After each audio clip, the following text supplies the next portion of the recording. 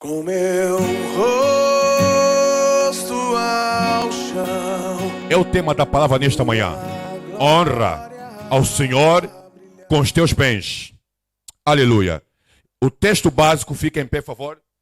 Vamos ler Provérbios capítulo 3, versículo 9 a 10. Provérbios capítulo 3, versículo 9 a 10. Aleluia. Fica em pé, por favor, igreja. Fica em pé. Vamos meditar neste texto básico. Provérbios capítulo 3, versículo 9 a 10. Fica em pé. Diz assim a palavra do Senhor. Honra ao Senhor com a tua fazenda. Honra ao Senhor com a tua fazenda e com as primícias de toda a tua renda. E se encherão os teus celeiros abundantemente e transbordarão de mosto os teus lagares. Palavra do Senhor.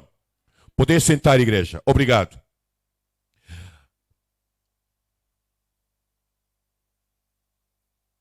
Ao ordenar ao seu povo que lhe entregasse os primeiros frutos, Deus queria distinguir no coração de seus filhos e filhas a entrega das primícias. É uma forma de se dar honra ao Senhor. Ao ordenar que o seu povo lhe entregasse as primícias, Deus queria distinguir no coração de seus filhos a entrega das primícias. Isto é uma forma de se dar honra ao Senhor. Observe a ênfase bíblica. Ao mencionar a necessidade de darmos a honra ao Senhor em nossas finanças, a palavra do Senhor fala sobre os nossos bens e também sobre as primícias da renda. Não se trata de apenas de honrá-lo com os nossos bens, nem tampouco de honrá-lo, meu amado e minha amada, com a nossa forma de entender apenas a nossa renda. Deus não instituiu as ofertas pelo fato de precisar delas. Repito, não instituiu as ofertas com o entendimento de que ele precisa delas. Não. Deus é autossuficiente. A Bíblia diz, o ouro e a prata pertencem ao Senhor. Mas Deus, ao instituir a oferta, a primícia, Deus quer o nosso coração esteja, a atenção primária do nosso coração esteja voltado para Ele. A Bíblia diz que Deus levantou-se e levantou um homem chamado Abraão. Abraão era velho, Abraão estava cansado e a sua esposa também, chamava-se Sara, também era velha e cansada, já não podia ovular para gerar filho, o ciclo menstrual já tinha cessado, estava na menopausa e como se não bastasse, a Bíblia diz que ela era estéril, a sua madre estava fechada e Deus aparece e diz, Abraão, levanta-te, vai para uma terra que eu te mostrarei. E Abraão obedeceu à voz de Deus. Passaram-se as circunstâncias e Deus disse, Abraão, eu te farei, em ti serão benditas as famílias da terra. A tua esposa, a tua mulher vai dar à luz a um filho. A Bíblia diz que em certa ocasião, antes do dilúvio, os homens santos de Deus viam os anjos assim fisicamente. Deus enviou anjos à casa de Abraão. Ele disse, Abraão, a tua mulher conceberá e terá um filho. A Bíblia diz que Abraão aceitou, mas a sua esposa não aceitou. Ela estava por detrás da porta, enquanto o anjo estava a dar a notícia a Abraão. Ela riu-se, não interessou a narrativa da Bíblia, mas podemos conjecturar desde que não cometamos uma heresia. A Bíblia diz que a mulher riu. Ela falou, esse anjo está maluco, ele não está a ver que eu e o meu marido somos velhos.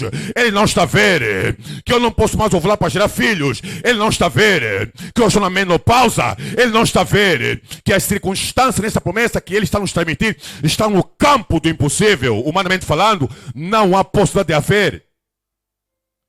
E a Bíblia diz que quando o anjo ia saindo, deparou-se com a Sara a rir. E o anjo lhe disse: olha, ele se chamará Isaac. Isaac significa que ri, porque a Sara riu. A Bíblia diz que desde o tempo da promessa até o cumprimento dela, a Bíblia diz que passaram-se 25 anos. Nesses 25 anos, a Sara chegou diante de Abraão: Abraão, eu não te disse que essa promessa que o anjo veio te trazer é mentira. Olha o tempo, Abraão. Daqui a pouco você vai morrer e eu também vou morrer. Para que isso não suceda, Abraão, está aqui a minha serva Agar. A minha serva Agar pode se envolver com ela. Vai suscitar filho. A Bíblia diz que Abraão deixou de ouvir a voz de Deus e ouviu a voz de Sara. Abraão envolveu-se com a sua serva, a sua escrava Agar. A Bíblia diz que Agar engravidou e deu à luz a um filho que veio a chamar-se Ismael. Mas só que a Bíblia diz que Deus não é homem para que minta, nem filho do homem para que se arrependa. O que ele prometeu, isso ele fará. Aleluia. No tempo de Deus, na hora de Deus. Muita gente diz assim: Deus não demora, mas não falha. Não, é mentira. Deus não demora e Deus não falha. Ele chega na hora certa, no momento certo. Aleluia. No tempo certo, no momento certo, a Sara engravida. Aleluia. E dá luz a um filho. E vieram lhe chamar mesmo de Isaac. Ou seja, Isaac. Aleluia. Mas sabe, antes da Sara engravidar, quando Agar, a sua esposa, engravidou, Abraão estava a dar muita atenção a Isaac. Ou seja, quando a Sara engravidou e o Isaac nasceu, o filho da promessa que Deus prometeu, Abraão ficou encantado.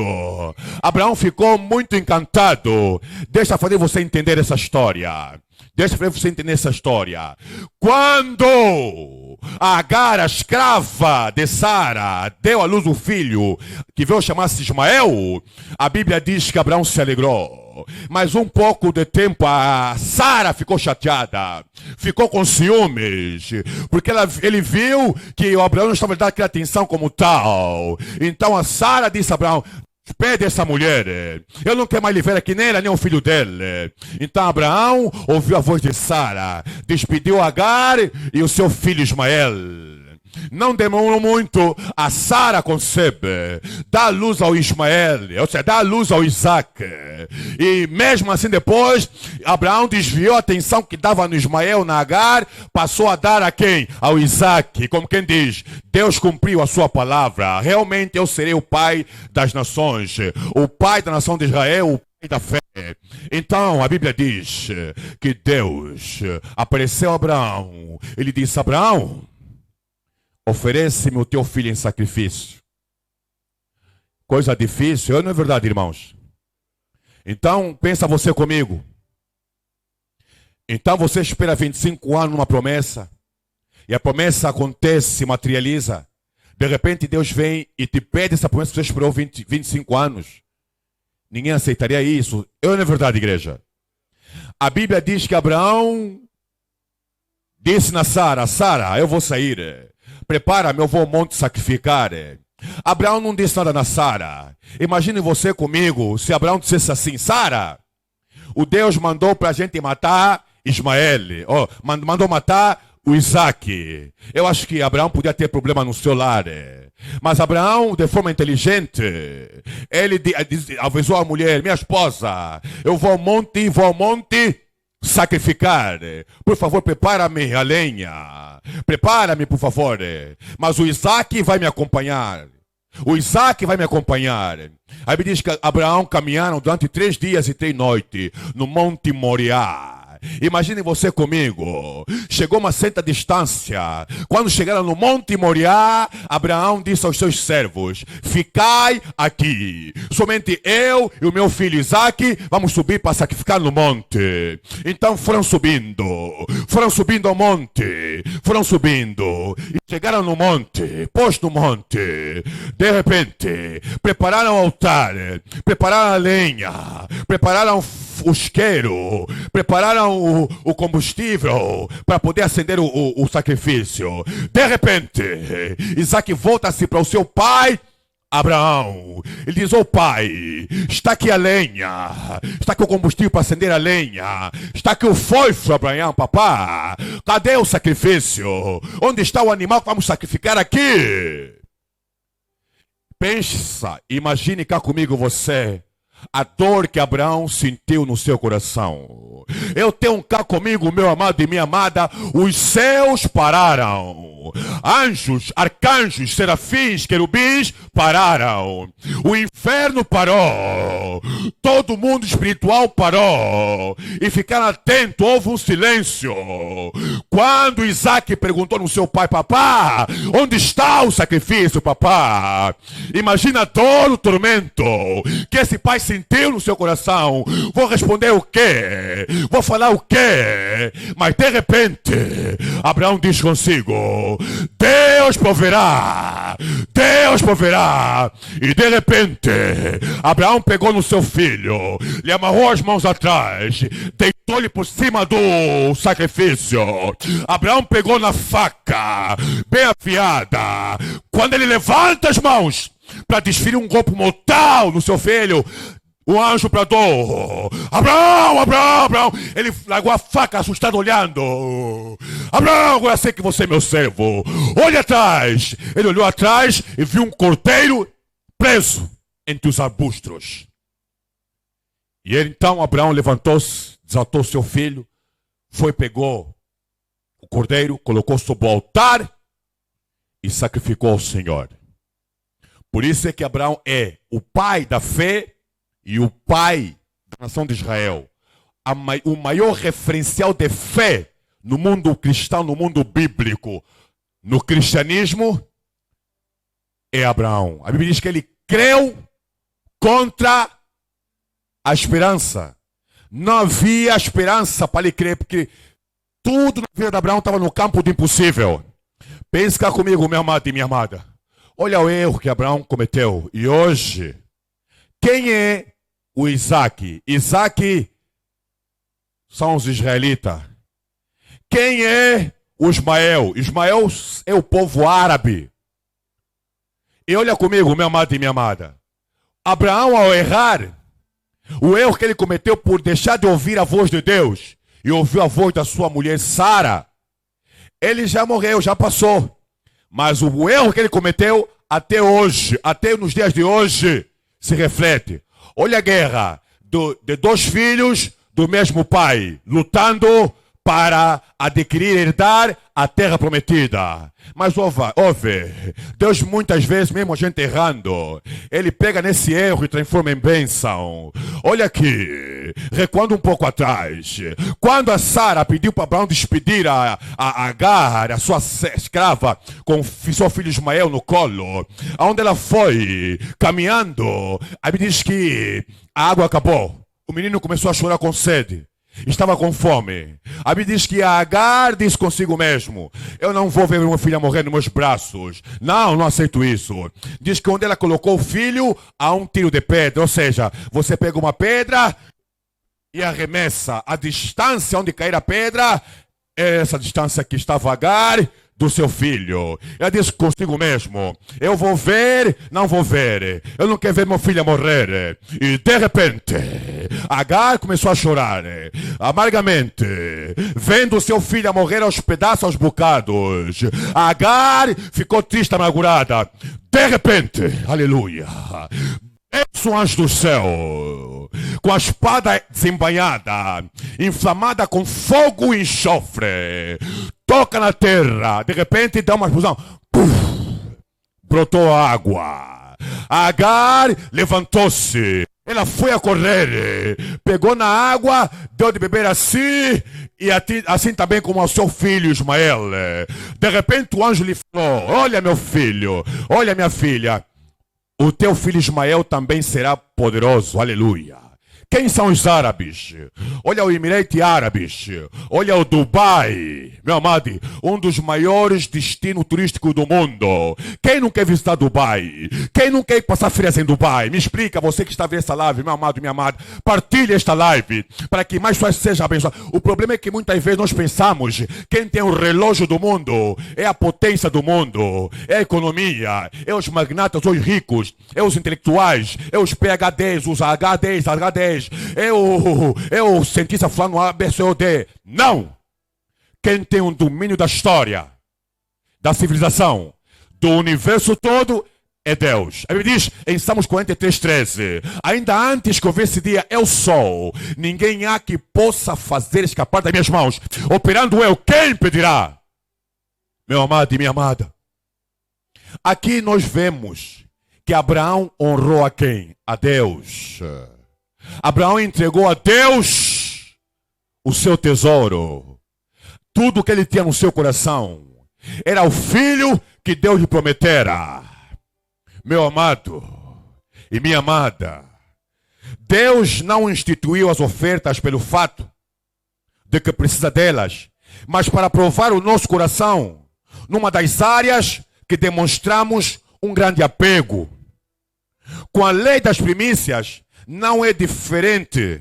Deus não precisa dos meus frutos. Nós é que precisamos dele. Em primeiro lugar, em nossas vidas. E este é um excelente exercício para mantermos nosso coração consciente disso. Lemos em Êxodo. Vamos lá, Êxodo capítulo 13.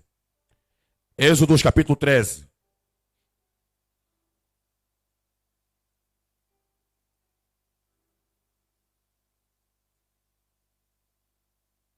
Versículo 13. Capítulo 13, versículo 13.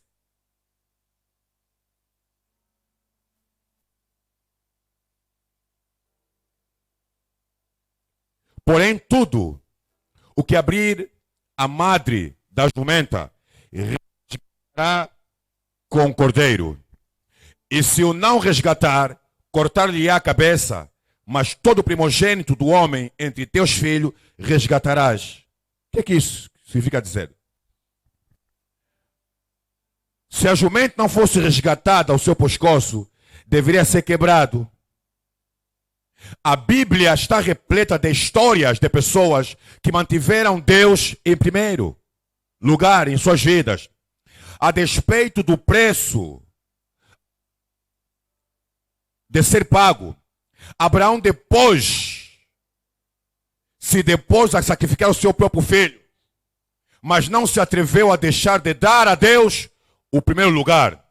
José foi parar na cadeia para não pecar contra Deus numa relação adúltera.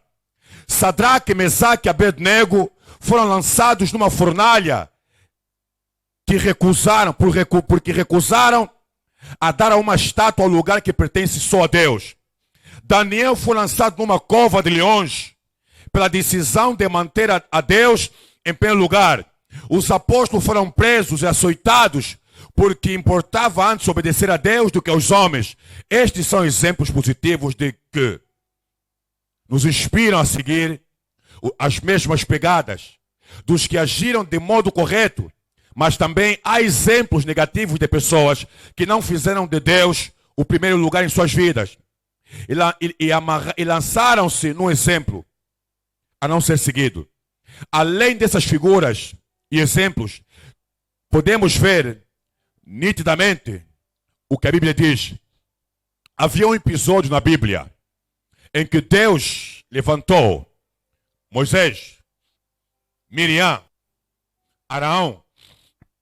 Moisés foi o líder que Deus levantou para liderar o povo de Israel, para libertar do cativeiro, do jugo egípcio, e para os conduzir pelo deserto em destino a Canaã, terra que emana leite e mel. Neste interim, Moisés, sendo levantado como líder principal, a sua irmã mais velha, Miriam, como sacerdotisa e levita, o seu irmão Araão como sacerdote, a Bíblia diz que Deus ordenou a Abraão que ninguém no povo de Israel teria que arranjar uma mulher fora da aliança de Israel. Mas a Bíblia diz que Abraão, ou seja, o Moisés, arranjou uma mulher fora da aliança de Israel. Olha só, ele próprio errou naquilo que ele ensinou. Agora pensa você comigo. A Bíblia diz de forma lógica e racional, a Miriam, sendo a irmã mais velha de Moisés, veio e lhe apontou o dedo no nariz. Não interessou a narrativa da Bíblia. Chamou-lhe a atenção. Tripudiou com Moisés. E a Bíblia diz que Moisés era o homem mais manso da terra. Daqui por um instante, Deus se manifesta na nuvem da glória. Aleluia. Chama a Miriam, chama Arão e Moisés. E Deus apenas se dirigiu a Miriam e disse: eu falo com o profeta com sonhos e visões. Como não temeste falar contra o meu servo Moisés, a quem eu falo boca a boca? De repente a glória de Deus foi desaparecendo e se ausentou. De repente a Miriam começou a apodrecer viva. É isso mesmo, começou a apodrecer viva. O povo de Deus tiveram que interromper a caminhada no deserto. E a Miriam teve que ser afastada do arraial. E a Bíblia diz que Arão veio ter com Moisés. Moisés, a nossa irmã, ora a Deus, por favor. E Moisés orou a Deus. Deus lhe respondeu: se um filho desonrar o seu pai, e o seu pai lhe cuspir no rosto, não se passará 7 dias a sua vergonha. Está dizendo o seguinte: se um filho é amaldiçoado pelo pai, a maldição pega. É uma tristeza a gente ver na nossa geração, cá em Angola particularmente. Eu vejo muitos filhos desonrarem seus pais. Aí me diz, olha aqui, honra o teu pai e a tua mãe, que é o primeiro mandamento com promessa, para que te vá bem e vivas muito tempo sobre a terra. O princípio da honra desata a prosperidade e longevidade. Quando você é uma pessoa que desonra o teu pai e a tua mãe, não importa quem é teu pai, se é pobre, se é magro, se é alcoólatra, mas é teu pai. Ele é que te gerou. Eu já vi, deixa aqui dizer, já vi uma jovem, deu na cara da sua mãe. Já repeti isso várias vezes pra gente que está me assistindo nessa live. Ela deu uma chapada na cara da sua mãe. A sua mãe, ela levantou-se, mudou toda a roupa, saiu de dentro de casa, foi para a rua, ajoelhou, bateu com 2 mãos no chão, subiu pó da terra. E de repente depois bateu no ventre 7 vezes.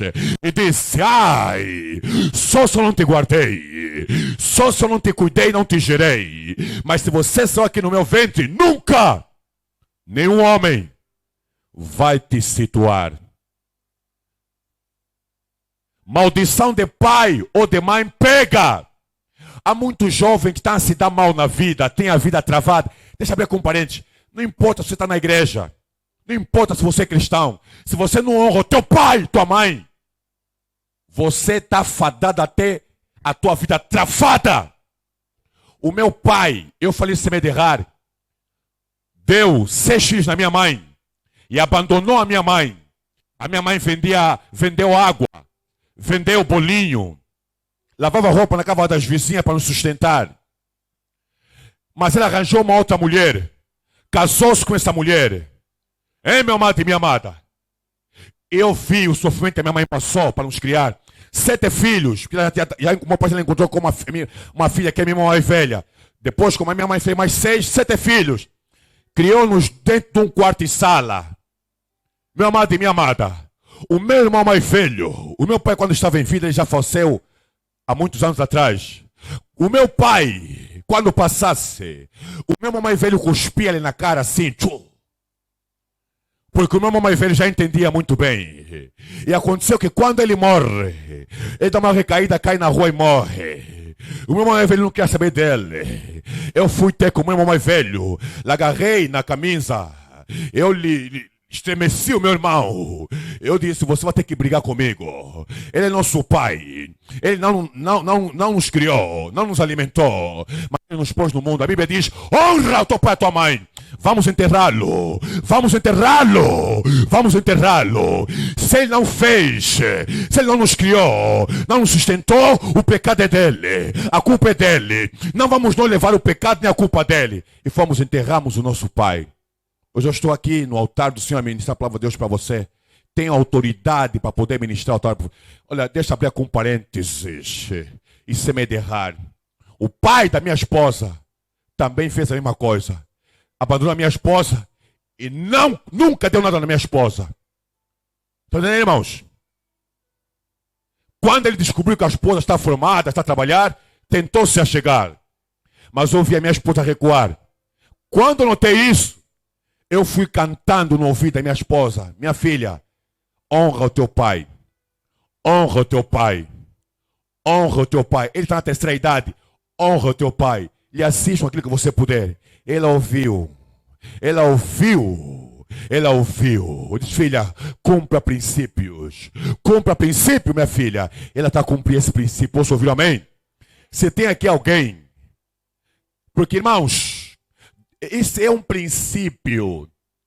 Princípios são inegociáveis. Deus não negocia princípios. Podemos quebrar regras. Por exemplo, se o indivíduo mentir, roubar ou matar, atenção, não estou a fazer apologia ao pecado, porque todo pecado tem suas consequências. Eu estou a querer dizer que se a gente cometer um pecado, é quebrar regra. E a gente se arrepende, então a regra é estabelecida. Mas agora, quando quebramos princípios, quebramos a cara, porque Deus não vai quebrar nosso galho. Por quebrar. E um dos princípios é esse que muita gente tem quebrado. Pastor, você não sabe o que meu pai me fez. Meu pai me estuprou. Meu pai me abandonou. Você sabe o que a mãe me fez. Minha mãe me abandonou. Irmãos, conta-se uma história de uma mulher. Deu à luz ao filho. Ela pegou no filho, colocou-o no lençóis e colocou-o no contentor do lixo. Aquilo fez manchete na comunicação social. Apareceu um casal de ricos, milionários. Adotaram aquela criança. Aquela criança foi criada como uma rainha. Foi criada com todas as condições possíveis e imaginárias. Só que há uma coisa que eu quero que você entenda, meu amado e minha amada, e você que nos assiste. Quando uma criança é rejeitada pelos pais no ventre, os demônios se apossam dessa criança. Sabiam disso? A rejeição dá legalidade aos demônios, porque tudo que os demônios mais querem é legalidade para entrar na vida das pessoas. Irmãos, sabiam disso? Então eles estão atentos. Quando um ser humano é rejeitado, eles se apossam dessa pessoa. Então, aconteceu que ela, depois de grande, alguém apareceu e lhe contou a verdade. Você não é filha legítima desse casal de rico. Você foi adotada. Tua mãe te teve e te deitaram no conteúdo do lixo. Então ela aumentou sentado o casal de rico e disse: vocês não são meus pais. E o casal de rico tentaram esquivar. Tentaram omitir. Ela disse: não adianta vocês omitirem, porque eu sei tudo. Me conta a verdade, por favor. Eles disseram: realmente, nós te adotamos. A tua mãe te nasceu, te colocou no contentor de lixo. Diz a história que ela saiu de casa e entrou no mundo das drogas e da prostituição. Agora você me pergunta: mas por quê? Não, porque ela foi rejeitada. Os demônios se apossaram dela. Porque em sua consciência ela agradeceria o casal de rico e permaneceria ali. Por que ela abandonou aquela toda a glória? É porque ela, ao ser rejeitada, não teve um tratamento espiritual. Então os demônios se apossaram dela e lhe arrebataram da casa daquele casal de rico. Papais, mamães, eu muitas vezes me deparo com mulheres que engravidam de forma indesejada e que depois, pastor Júlio, eu tenho que ter esse filho. Veio ter comigo uma senhora em tempos: pastor, minha filha tem 14 anos, ela está grávida. Todas as minhas irmãs inflamaram a minha mente para ela fazer aborto. Pastor, me ajuda. Queres que eu te ajude? Aborto no nosso país é crime. Se você fazer aborto na tua filha, eu te denuncio na polícia. E ameacei logo. Deixe essa criança nascer. Eu e a minha esposa seremos os pais dessa criança. Eu não suporto aborto. Irmãos, aborto é a matança dos poderosos contra os indefesos. Aplauda o Senhor Jesus Cristo, igreja. Aleluia. Eu não suporto, irmãos. Defende-se águia, defende-se capim, defende-se leão. Irmãos, mas não se defende vida. Aprovam aborto. Irmãos, a vida começa na concepção, quer intra ou extrauterina, desde a concepção até a morte. Sabia que a genética, a medicina fetal e a embriologia são as ciências interrelacionadas que estudam a vida. Dizem que a vida começa na concepção. O feto é um ser independente do corpo da mãe. Por isso é que, se não fosse, o corpo da mãe lançaria para fora como um corpo estranho. Por isso é que o feto é que regula o líquido amniótico. O feto é que cria a cápsula na qual ela se protege. O feto é que determina a hora de nascer. Porque é um ser independente no ventre da mãe. Por isso é que aborto é matança. E Deus vai condenar.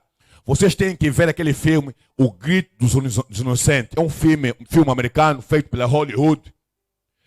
Havia um doutor que fazia aborto, tinha uma clínica de abortar. Então, ele um dia, o que ele fez? Ele colocou uma câmera invasiva enquanto ele estava fazendo o aborto. Ele quase caiu morto. Ele viu a luta que o feto faz dentro do ventre da mãe para não ser morto. Então, ele escreveu um livro. E ele ficou um defensor dos direitos humanos. E então, ao escrever esse livro, fez um filme, O Grito dos Inocentes. Vê esse filme, meu filho e minha filha. Você ficou grávida? Te engravidaram? Não tira, não cometa um erro em cima de um outro erro. Porque ele é um filho, é uma criança inocente. Não sabe do erro que você cometeu. Meu filho e minha filha. Honra o Senhor com as tuas primícias. Primícia é o primeiro fruto. A única coisa que disputa o coração do homem com Deus é o dinheiro. Havia um jovem rico, veio ter com Jesus.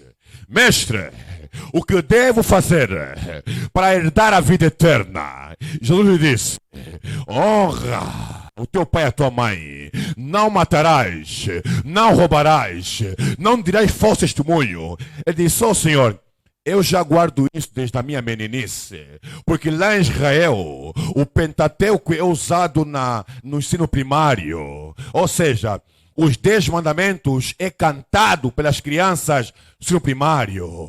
Aleluia! E é um desafio. Nas escolas, não tem que ter só educação moral e cívica, tem que ter também educação religiosa. Tem que ter também, porque a família quem fez no Estado. O Estado é guardião número 1 da família. Mas quem fez a família é Deus. E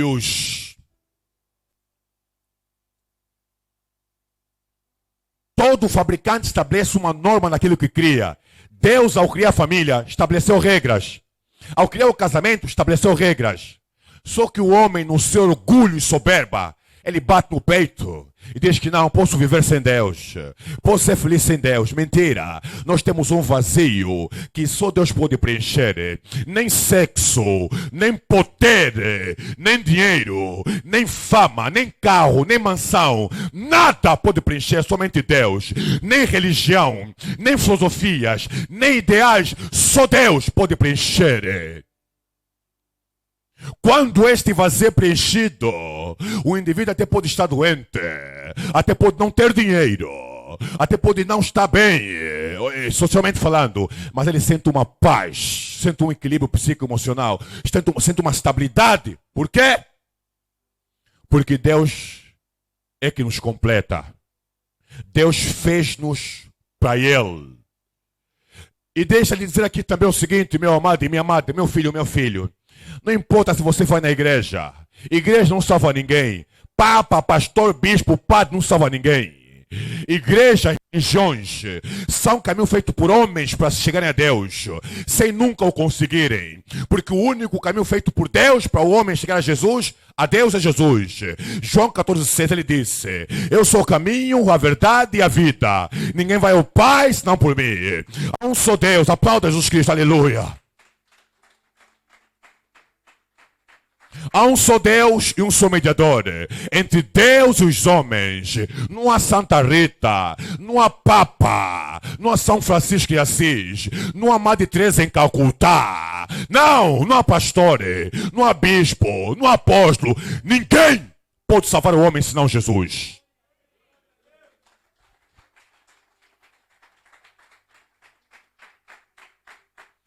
Por isso, meu amado e minha amada, meu querido e minha querida, Mateus 6,33 a Bíblia diz: buscai primeiro o reino de Deus e a sua justiça, e todas essas coisas vos serão acrescentadas.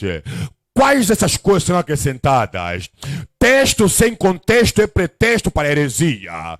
Para a gente entender esse texto, temos que ver o contexto deste texto, que está imediatamente anterior, ou posterior, ou a priori. Mateus 6,33. Os versículos antecedem diz o seguinte: não estejais inquietos por coisa alguma, antes as vossas, ou seja, não estejais inquietos por coisa alguma, pelo que haveis de comer, pelo que haveis de beber, ou pelo que haveis de vestir, mas buscai primeiro o reino de Deus e a sua justiça, e todas essas coisas vos serão. Preste atenção, meu filho e minha filha. Quais essas coisas?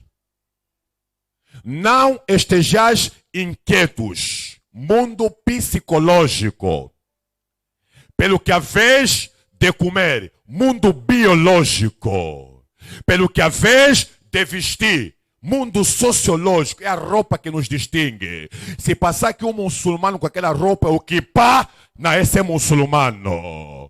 É, meu amado e minha amada. E depois diz: mas buscai primeiro o reino de Deus, mundo espiritual. E aqui aprendo uma coisa: o mundo espiritual interfere no mundo psicológico, interfere no mundo biológico, interfere no mundo sociológico, e todas essas coisas vos serão acrescentadas, aleluia.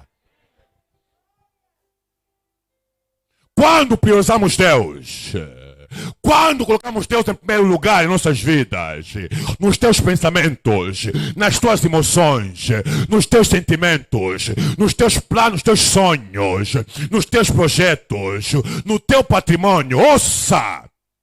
A Bíblia diz que viemos nus para este mundo e nós voltaremos. A Bíblia diz em Isaías 55:11, o trabalho das suas mãos ele verá e ficará satisfeito. Jesus ficou satisfeito em morrer por nós na cruz do Calvário. E nós, satisfeitos por receber a salvação. A neurociência fez descobertas e diz o seguinte: o indivíduo que faz bem ao seu próximo, a sua autoestima sobe. A sua vontade de viver sobe, sabe? Porque o homem, Deus fez o homem não para si mesmo. Você é no outro o tempo todo. Ninguém é por si só o tempo todo. Você está aí produto de dois, teu pai e tua mãe, aleluia. Eu estou aqui a pregar, já esqueci quantas pessoas me ensinaram a Bíblia, quantas pessoas me puxaram a orelha para aprender a Bíblia. Este púlpito, alguém teve que fazer. Este talite, alguém perguntou: pastor, isso é o quê? Talite era o utensílio que Jesus usava. Quando a Bíblia diz que aquela mulher que sofreu fluxo de sangue tocou nas orlas das vestes de Jesus, tocou no talite e foi curada. Jesus usava, isso é um manto sagrado, por isso é que está aqui no altar. Podia usar aqui no meu ombro, mas eu prefiro meter aqui no altar. Posso ouvir amém, igreja? Aqui nós não inventamos nada, tudo está inventado, aleluia. Temos aqui Na mesa, temos o sumo de uva, que representa o sangue de Cristo. Temos o azeite, que representa a unção do Espírito Santo. E temos aqui o menorá, que representa a presença de Deus. Nós aqui não inventamos nada, meu filho e minha filha. Nós aqui só seguimos o que Deus manda, o que a Bíblia manda. Posso ouvir amém? Se você desonra a tua mãe, hoje mesmo, se arrependa. A pior coisa que pode acontecer num jovem é estar em inimizade com seu pai ou com a sua mãe. Eu estou com a Bíblia, pastor Júlio. Você não sabe o que meu pai me fez. Você sabe o que a minha mãe me fez. Eu já vos contei aqui o que meu pai me fez. Me abandonou. No momento que eu expressada dele. E eu tenho uma doença. Tem um parênteses aqui próximo. Eu tenho uma doença na minha infância. Não podia sentir fome. Se sentisse fome, desmaiava. Tá ali, meu irmão. Ele confirma, tá aí, confirma. Confirma, Nelo. Eu tenho uma doença. Bastava eu sentir fome, eu desmaiava. Tá entendendo, irmãos? E isso me marcou. Claro que fui tratado pela minha mãe no hospital. Isso passou. Mas algo nesse meio me marcou até hoje, que é o seguinte. Lembro-me uma vez, eu estava cheia de fome, de repente comecei a chorar, a minha mãe entrou em pânico, não tinha nada, tinha apenas arroz simples, nem tinha açúcar nem óleo. De repente ela pegou no arroz, atormentada, pôs no fogo, pôs água, pôs um bocadinho de sal, aquilo cozinhou rápido e me serviu. Eu quando observei aquilo no prato, irmãos, eu era criança, mas eu já conseguia ver que aquilo era algo estranho. E aquilo me marcou. Tudo porque ela não queria me ver a desmaiar. Mas eu tinha pai. E meu pai sabia que eu tinha essa doença. Ele sabia que eu tinha essa enfermidade. Mas ele não ligava nenhuma. Nada. Então, irmãos, eu cresci com traumas do meu pai. Vazio do meu pai. Mas quando eu entreguei a minha vida a Cristo, eu abri o meu coração. E Deus me curou. Por isso que eu me apelidei como Filho do Altíssimo. Um apelido é Filho do Altíssimo. Pergunta quem me conhece. Meu nome é Filho do Altíssimo. Aleluia. Porque eu peguei em Deus e transformei em meu Pai. Então, isso não é desculpa para você não honrar o teu pai e a tua mãe. Esse é o princípio da honra mais profundo, meu amado e minha amada. A Bíblia é um livro de ofertas, sabiam disso? Todos os homens na Bíblia, todos os profetas falam de Jesus. E quem é Jesus? A maior oferta de Deus para o homem. Ele não se ofereceu para morrer por nós? Então a Bíblia é um livro de ofertas, posso ouvir amém? Então Deus hoje, para tomar conta do nosso coração, Ele nos pede dinheiro. Sabe por quê, irmãos? Porque o dinheiro está intrinsecamente ligado à alma humana. O dinheiro é um Deus. Aí me diz, ou servis a Deus ou a mamão. Então Deus nos pede aquilo que está bem perto do nosso coração. Por isso que ele diz, quando você pegar qualquer dinheiro que você pegar, você tem que tirar a primícia. Você tem que tirar o dízimo e trazê-lo no altar. Se você não fizer, a Bíblia te classifica como ladrão, roubador, gatuno. Ele diz, roubará o homem a Deus? Todavia vos me roubais nos dízimos e nas ofertas. Aleluia. Quando você não devolve o dízimo e a sua oferta, você está a roubar a Deus. E você está a impedir de Deus te abençoar, de Deus te proteger. Há muita gente pobre e miserável na igreja, porque não observa esse princípio. Então dito, irmãos, na igreja não é céu, na igreja tem incrédulo, tem joio, tem Tomé, todo tipo de gente tem na igreja. Olha, e falando em joio, de repente uma das vezes Jesus conta uma parábola e diz, olha, havia um homem que semeou o trigo, e de madrugada veio um outro homem e semeou o joio, e de repente, o joio cresceu, também cresceu junto, ou seja, o trigo cresceu junto também o joio, e os lavradores foram diante do seu senhor chorando, meu senhor, não fizemos isso, nós apenas semeamos o trigo, mas por que cresceu junto o joio? Por favor, permita que arranquemos o joio. E o seu senhor diz, não, o joio está intrinsecamente ligado nas raízes do quê? Do trigo. Se arrancar o joio, também sai junto o quê? O trigo. Agora preste atenção. Será não há diferenciação ao olho nu do joio? Você pega no joio, pega no trigo, é igual. Vê aqui a diferenciação do joio e do trigo. Quando eles estão na terra. Primeiro, quando o vento sopra e bate no joio e no trigo, na espiga do joio e do trigo, a espiga do trigo se enverga, se curva, se prostra perante o sol, o vento, a tempestade. Já o trigo, o trigo, já o joio mantém-se, muitas vezes ele parte. O que eu aprendo com isso, irmãos? Há pessoas que vão na igreja, ouvem a palavra de Deus, mas não se prostram, não se reverenciam, não se entregam, não ouvem a voz de comando do anjo da igreja. O anjo da igreja diz, vamos fazer isso, não faz, deliberadamente por rebelião, e quer prosperar. Prosperidade não é só dinheiro, porque existem homens que são ricos, podres de rico, têm doenças crônicas. Prosperidade, se fosse dinheiro, Steve Jobs não morreria. Morreu com câncer terminal. Quando ele descobriu que tinha o câncer, sabe quem é o Steve Jobs? O criador da Apple.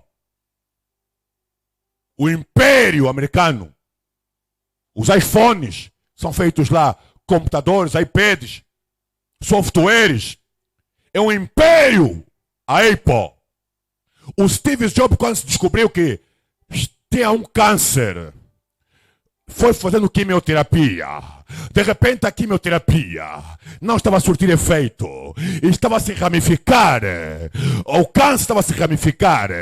De repente os médicos se olharam, disseram, vamos falar a verdade, Steve, não tens cura, você vai morrer. O quê? Sim, vai morrer. Tens 2 meses de vida. Steve Jobs pegou e disse, chamem por favor todos os meus executivos, acionistas, todos os homens diretos daqui do meu império que eu construí. E de repente surgiu a reunião. O Steve disse, me ajudem. Eu vou pegar agora na caneta e vou baixar aqui no testamento e vou riscar e rubricar. O homem que aparecer nesse mundo, que me livra desse câncer terminal, eu entrego toda a minha fortuna e fico pobre, mas